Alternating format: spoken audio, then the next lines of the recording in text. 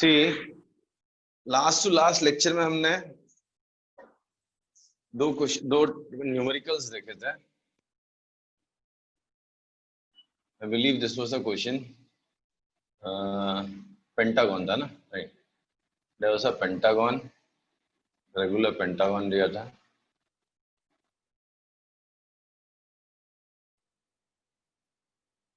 That's the question. And first question, each had 10 microcoulomb charge.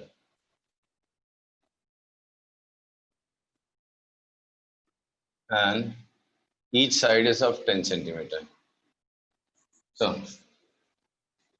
question was to measure electric field at center. The direct answer was 0. But still, एक charge का अगर मैं निकालने की बात करूं, suppose इसका इलेक्ट्रिक फील्ड यहाँ पे निकालना मुझे, राइट? तो दिस इज +10 माइक्रोकूलम. तो away from this and magnitude कितना होगा? So first let us solve this triangle. This triangle has 10 centimeter side. This angle is 72.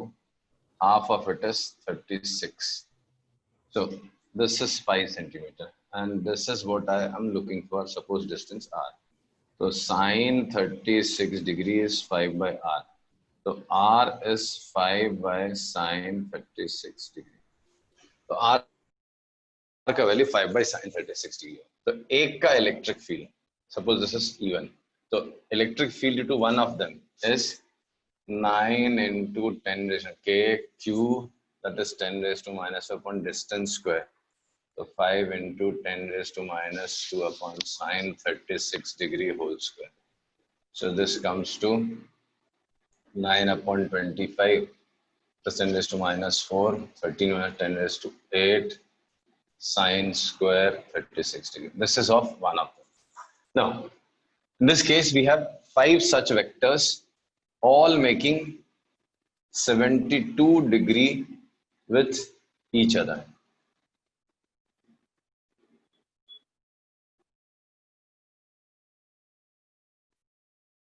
Each of them making 72 degree with each other. Resultant is 0. So resultant field at center in this case is 0. So resultant field आपका 0 आ गया, right? Now, अगला question था, if one of the charges is removed. Suppose यहाँ पे वो charge है नहीं, कौन सा?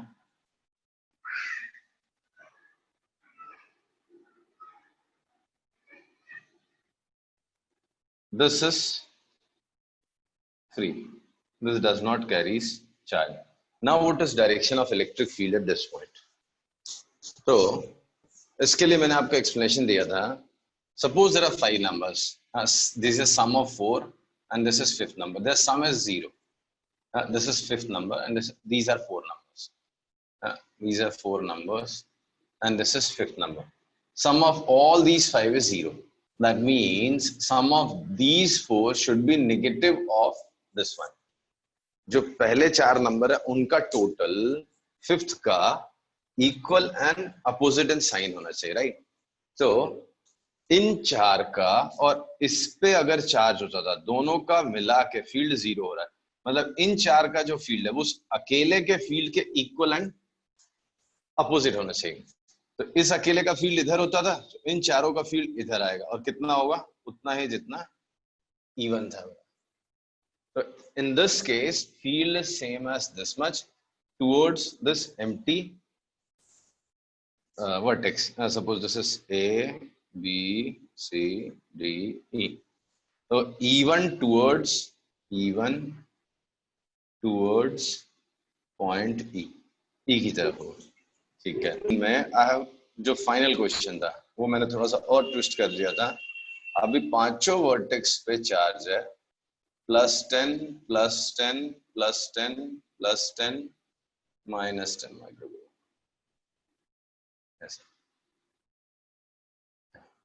तो ये सेंटर पे फील्ड निकालना है. तो अभी इन चारों का जो फील्ड है इस डायरेक्शन में E1 है, इस अकेले का इस डायरेक्शन में कितना होगा? उतना ही होगा, बिकॉज दिस आल्सो माइनस है. तो this time net field is 2 times of E1. So 2 times E1 was 9 by 25. This is 100 by 4. 4 goes up.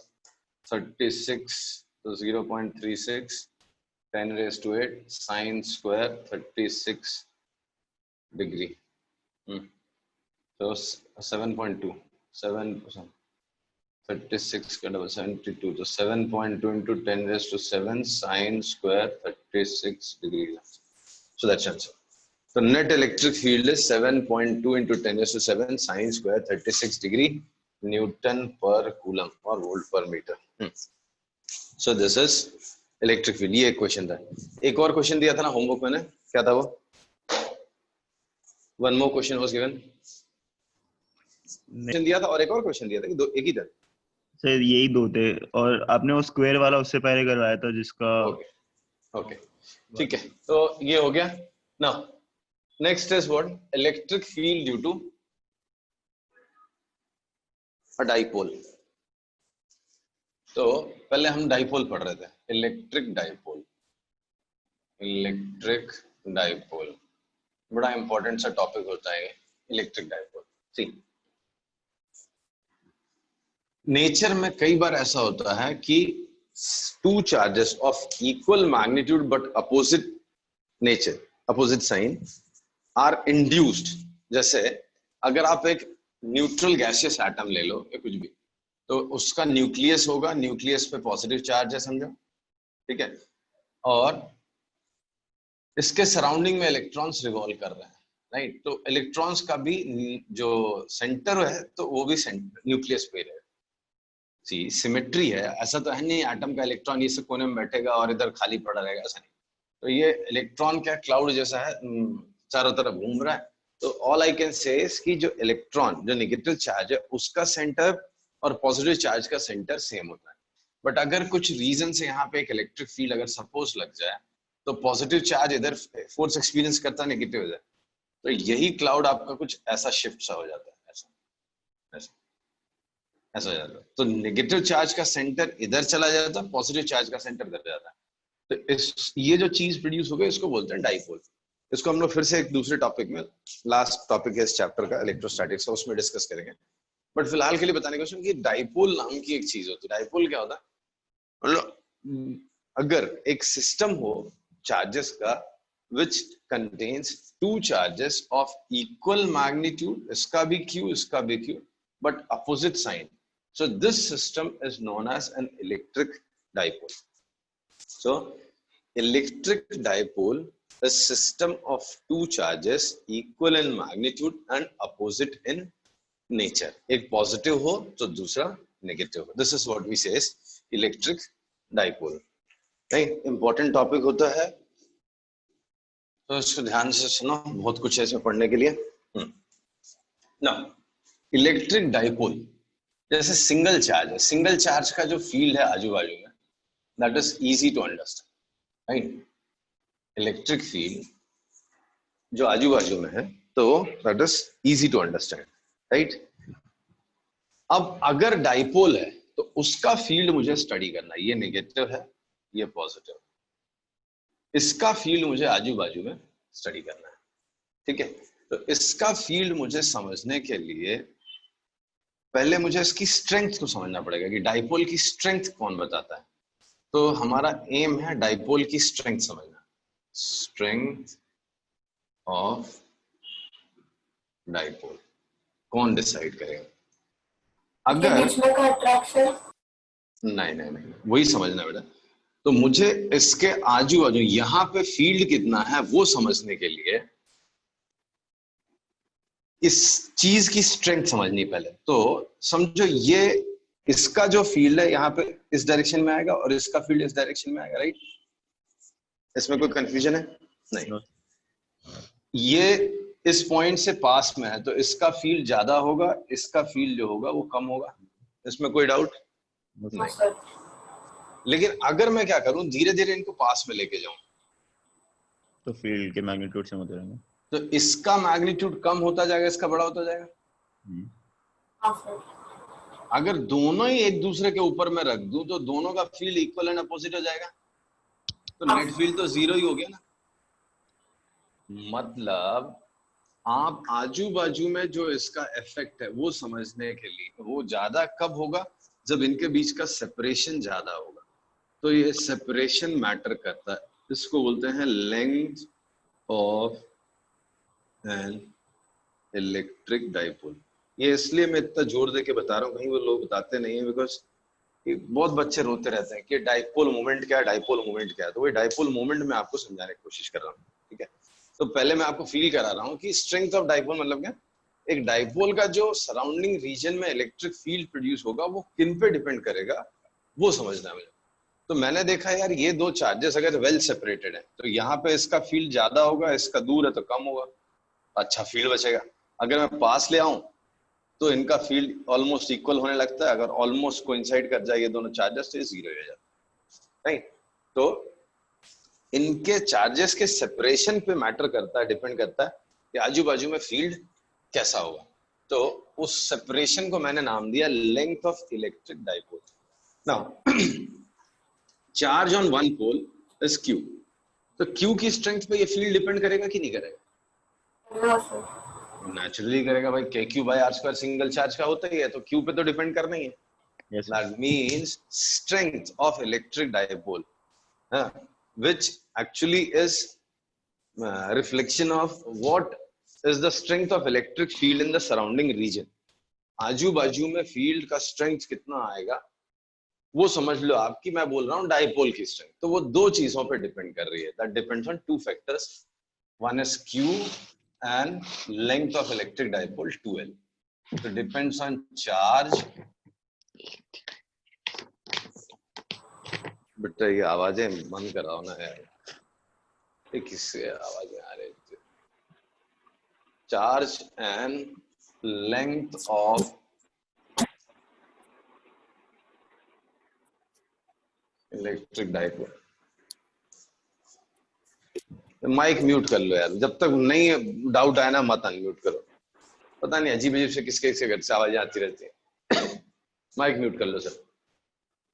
तो फील्ड का स्ट्रेंथ आजू बाजू में, या समझ लो डाइपोल का स्ट्रेंथ दो चीजों पे डिपेंड कर रहा है, charge and length of electric dipole. तो इन दोनों का प्रोडक्ट जितना ज्यादा होता है, दोनों ही ज्यादा होना चाहिए, तो इनका प्रोडक्ट जितना ज्यादा होता है तो आजू बाजू में मुझे समझ में आ रहा है कि फील्ड का स्ट्रेंथ उतना ज्यादा है। तो इस प्रोडक्ट को नाम दिया है, इस प्रोडक्ट को बोलते हैं डाइपोल मोमेंट। तो वो है कुछ रीजन, फॉर्मूला जो डिराइव होते हैं ना उसमें half length is used more frequently, तो 2L का आधा L हो जाएगा, देखने को अच्छा लगेगा, इसके लिए हमने 2L बना रखा है। वहीं कुछ बुक्स रीड करोगे तो वहां पे D लिखा हुआ है, कई बुक्स में A लिखा हुआ है, कई बुक्स में 2A लिखा हुआ है।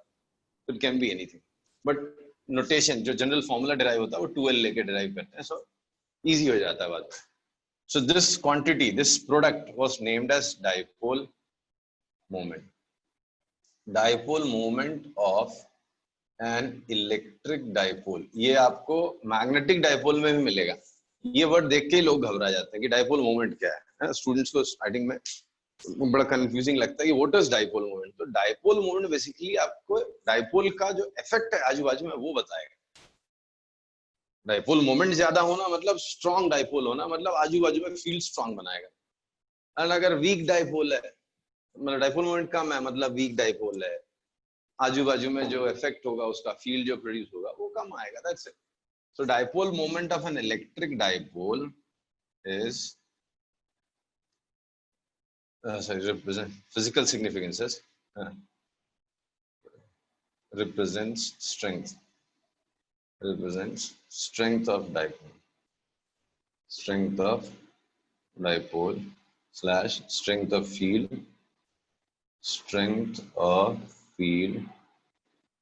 in surrounding region. जितना स्ट्रॉन्ग डाइपोल उतना ज्यादा डाइपोल मोमेंट एंड उतना स्ट्रॉन्ग सराउंडिंग रीजन में फील होगा। ठीक है,